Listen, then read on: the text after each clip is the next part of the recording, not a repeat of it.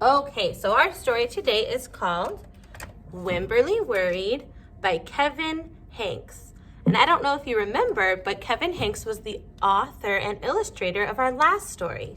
So Wemberly Worried.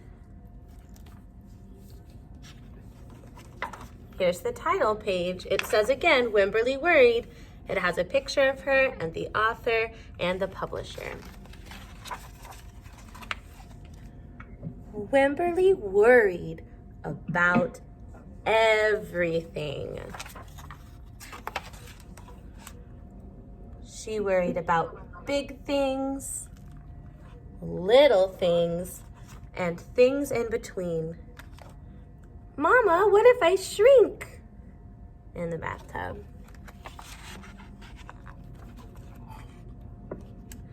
Wemberly worried in the morning.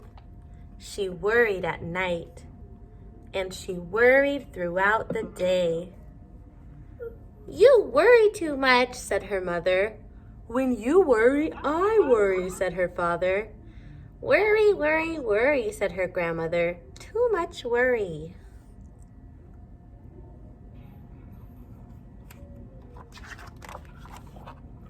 At home, Wemberly worried about the tree in the front yard. What if it falls on our house? And the crack in the living room wall. What if it gets bigger and something comes out of it? And the noise that the radiators made. What if there's a snake inside? At the playground, Wemberly worried about the chains on the swings and the bolts on the slide and the bars on the jungle gym. Too rusty, too loose, and too high. And always she worried about her doll Petal. Shouldn't Petal have a car seat? I found her, sweetie. Petal's lost forever. I'll wait for you, Petal. You can see Petal's in the washing machine. Don't worry, said her mother. Don't worry, said her father. But Wemberly worried. She worried and worried and worried. When Wemberly was especially worried, she rubbed Petal's ears. Wemberly worried that if she didn't stop worrying, Petal would have no ears left at all. Because she always touches them when she's worried, huh? On her birthday, Wemberly worried that nobody would come to her party. See, said her mother, there was nothing to worry about. This is the best present ever. I wish I had my birthday today.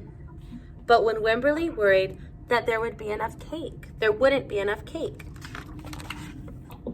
On Halloween, Wemberly worried there would be too many butterflies in the neighborhood parade. Because she's a butterfly.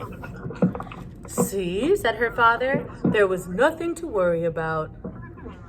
But then Wemberly worried because she was the only butterfly. You worry too much, said her mother. When you worry, I worry, said her father. Worry, worry, worry, said her grandmother. Too much worry. So Wemberly had a new worry. Wemberly worried about the start of school more than anything she had ever worried about before.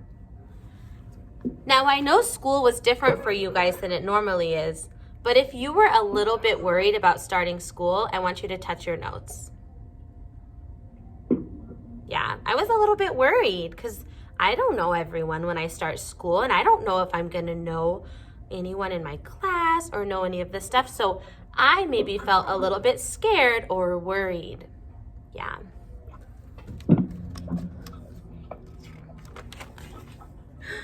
By the time the day arrived, Wemberly had a long list of worries.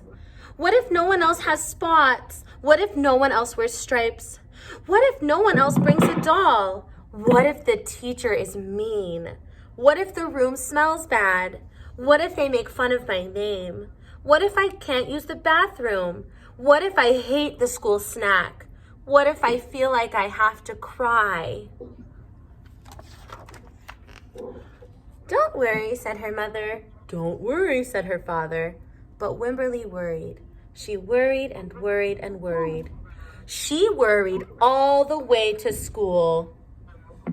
Have fun, said the grandma. While Wemberly's parents talked to the teacher, Mrs. Peachum, Wemberly looked around the room. Then Mrs. Peachum said, "Wemberly, there is someone I think you should meet." Her name was Jewel. She was standing by herself, and she was wearing stripes. She was holding a doll. At first, Wemberly and Jewel just peeked at each other. "This is Petal," said Wemberly. "This is Niblet," said Jewel. Who can make a prediction or a guess? What do you think's going to happen between these two mice? Do you think they'll be friends or not? Who can raise their hand and tell me? Genesis, thank you for raising your hand. What do you think, Genesis? Go ahead and unmute yourself so I can hear you.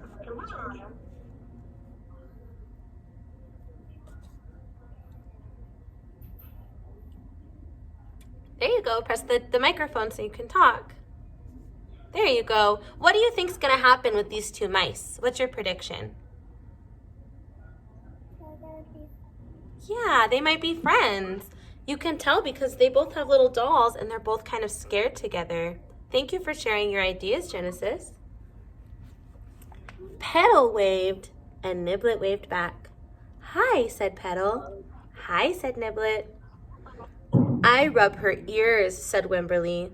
"I rub her nose," said Jewel. Oh, they have things in common. Throughout the morning, Wemberly and Jewel sat side by side and played together whenever they could. Petal and Niblet sat side by side too.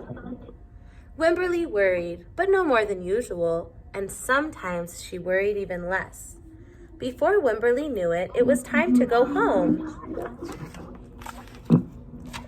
"Come back tomorrow," called Mrs. Peachum, and the students walked out the door. Wemberly turned and smiled and waved. "I will," she said. "Don't worry." The end. So, was Wemberly worried about going back to school? Alani, what do you think? Was she worried about school? At the end of the story? Was she worried at the end of the story? No. Celeste, why wasn't she worried anymore? You don't know? Can someone help Celeste out? At the end of the story, why wasn't she worried anymore? Yes, Jorge? Can I go to the bathroom? Why didn't you go to the bathroom before school started? Did you forget?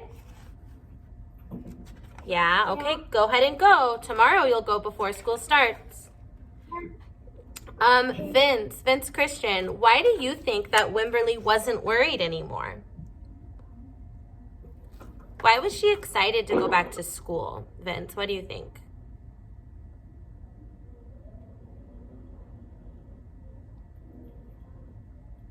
Go ahead and unmute yourself.